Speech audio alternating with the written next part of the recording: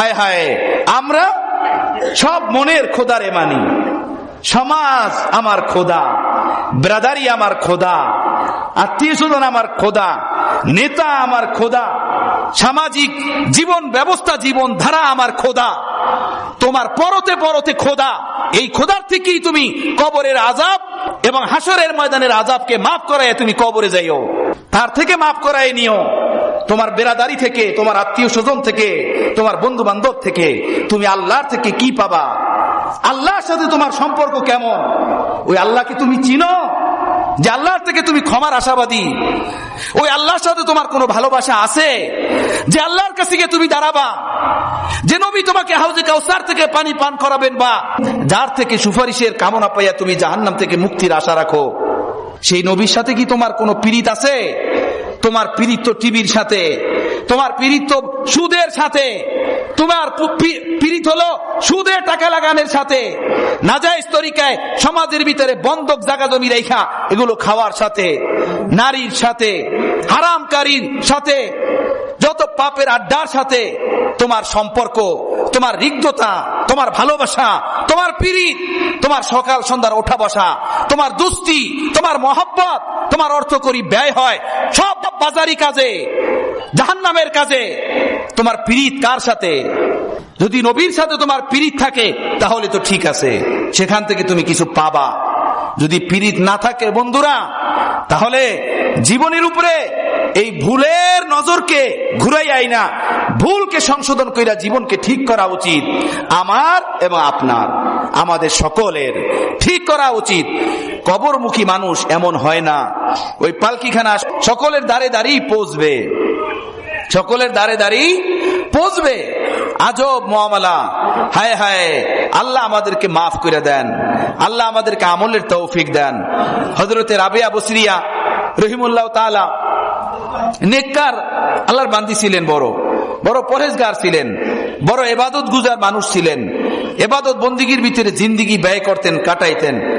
আল্লাহ উনি বলেন, হে মুসলমানেরা, আল্লাহর নিয়ামত খেতে খেতে তোমার মুখের থেকে দাঁত পইরা যায়, শক্ত দাঁতগুলো আল্লাহর নিয়ামত খেতে খেতে পইরা যায়, কিন্তু আল্লাহর জিকির করতে করতে, কোরআনের তেলাওয়াত করতে করতে তোমার মুখের থুতুগুলা কোনোদিন শুকায় নাই, কোনোদিন শুকায় নাই, কোনোদিন শুকায় নাই। শোনো, তুমি দুনিয়ার ঘর বানানোর জন্য ব্যস্ত, দুনিয়ার ঘর বানানোর জন্য, তোমার ঘর তৈরি হওয়ার জন্য বাজারে তোমার কাফনের কাপড় আইসা রয়েছে, বাজারে তোমার বাস আইসা উপস্থিত রয়েছে, তোমাকে যে সাবানটা দিয়ে গোসল দিবে ওই সাবানটাও ওই দোকানে আইসা রয়েছে, আর তুমি এখানে ঘর বানানোর ব্যস্ত। আর তোমার যেটা চিরস্থায়ী ঘর হবে সেইটার সমস্ত সরু সামান এখানে বাজারে প্রস্তুত হইয়া রয়েছে। একটু ফিকির কইরো। এক বুজুর্গ আছিলেন, করাচিতে মারা গেছেন। উনি বলেন, নজর সুয়ে মারকাদ, কদম সুয়ে দুনিয়া। নজর কদম সুয়ে মারকাদ, নজর সুয়ে দুনিয়া। কেদার যা রাহা হে, কেদার দেখতা হে। কদম পাও যাইতেছে কবরের দিকে। একটা দিন পার হইল মানে একটা দিন কবরের দিকে তুমি আগাইলা। যদি 20 দিন কবরের থেকে দূরে থাকো তো একদিন পার হয়ে গেল, মানে আর কবরে যাইতে 19 দিন বাকি, তাই না? আর একটা দিন পার হইল মানে কবরে যাইতে আর তোমার 18 দিন বাকি। তো কদম কদম তোমার পাও আগাচ্ছে কবরস্থানের দিকে, আর তোমার নজর হলো শুধু দুনিয়ার দিকে। ঘর বানাও, ব্যবসা করো, দোকানদারি, বিল্ডিং, এই খেলতামাশার মধ্যে শুধু পইরা আছে এগুলোই। মরবো যে এই চিন্তাই নাই, এই চিন্তা নাই। এক বিশ্বাস ভিন্ন জিনিস। মুসলমান কেন, কাফেরও বিশ্বাস করে মারা যাব, তাই না? অমুসলিমও বিশ্বাস করে মারা যাব। এই ব্যাপারে এই সৃষ্টিজীবীর মধ্য থেকে কারো কোনো দ্বিমত নাই যে আমি মারা যাব।